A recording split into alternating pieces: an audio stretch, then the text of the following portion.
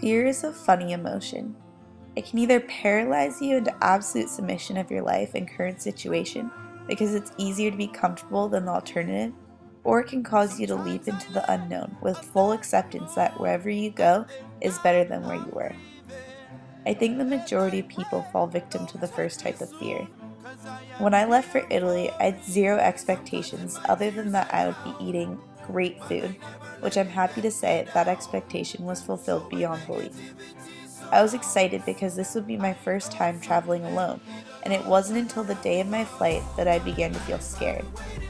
I already am afraid of flying, so taking planes that totaled to 13 hours of flying was already enough for my nerves to handle. But there's also this nagging in the back of my mind that something could go terribly wrong. I might get so homesick that each day would be a struggle to get to. Maybe during my solo traveling trip to London that I had planned out, I would get kidnapped, or perhaps just simply wouldn't like the food that I would have to eat day in and day out. During my long and sleepless 13 hours of flying, these thoughts and more raced through my mind. When I first arrived, I was scared, tired, and homesick. I met all the people in my program, and I was excited to see that the first hurdle was a success. Everyone seemed really nice. By day 2, I lost all feelings of homesickness and fear. Those emotions were replaced with a sense of adventure and a curiosity for this entire experience. Every day in class was a blast. My friends were amazing, the food was incredible, and Donato made the classes so fun. Verona was beautiful, but this new sense of adventure got me excited for my first trip, which was Berlin. I went with 2 of my friends, and we learned the hard way that public transportation in Europe tends to run at a slower pace than America. Elena, Ellen, and I dined on Spätzle, Wiener Schnitzel, pretzels, and beer, and spent the day touring the Berlin Wall, the Anne Frank Museum, and other historical sites. The nights were filled with sharing a drink or two with new friends from different places, such as Israel, Australia, Switzerland, and even Canada. We learned about their cultures and they learned about ours. I never really knew much about the world and other people's customs, so I personally enjoyed this aspect of the trip the most.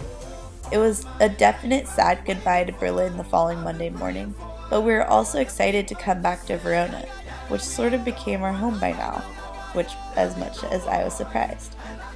My birthday was the following week, and our cooking class instructor made me a cherry cake and taught me the Italian tradition where 2 cherries are looped around your ears and you make a wish and you pull them off.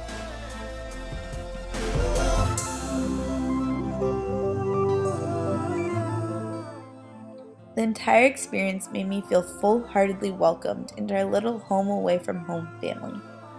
The true test of my fears that had been so built up on the plane ride over was my solo trip to London on our last weekend.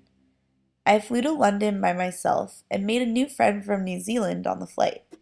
She helped me navigate the tube, which is basically England's subway system, and gave me some rough directions to my hostel.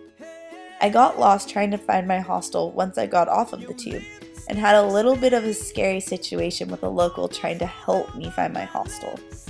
But I finally found it and got settled in to my 10-bed co-ed room that was roughly 20 feet long and 7 feet wide.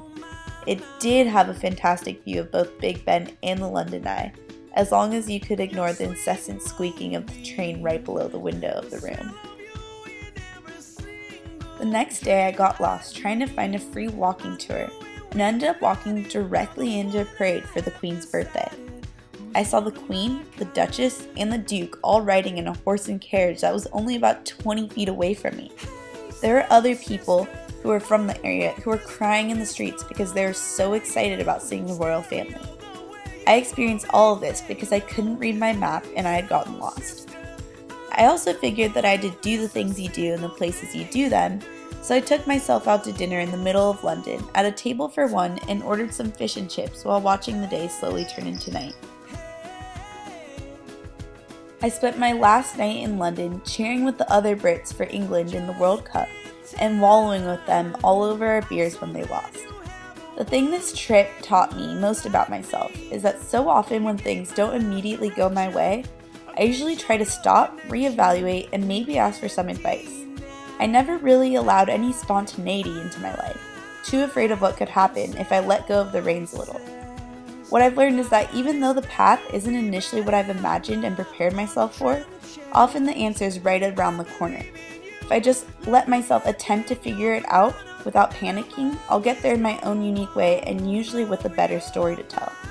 This trip taught me that being spontaneous is the key to really living life.